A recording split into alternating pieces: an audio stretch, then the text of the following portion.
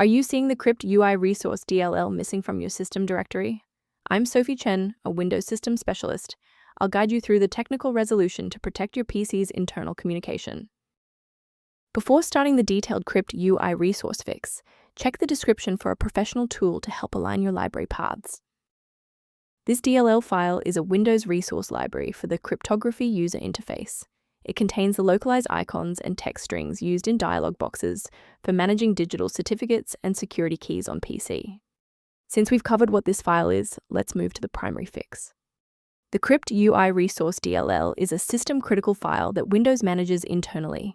To repair it, run the sfc/scan now command from an elevated command prompt, which will scan for and replace any corrupted OS-level components. Should the file remain missing after a reinstall, we need to ensure that the operating system is forced to re-index its shared library paths.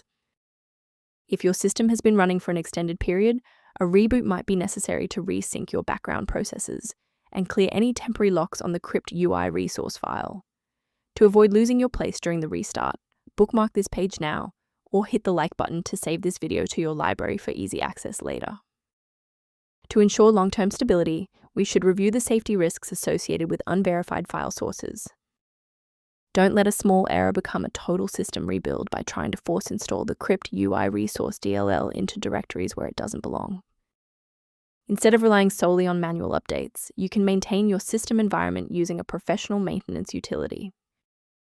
To reduce uncertainty around library management, the diagnostic tool below includes informational content on synchronizing the Crypt UI resource.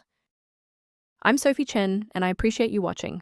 If this guide saved your the Crypt UI resource workflow, please subscribe for more professional troubleshooting and tech advice.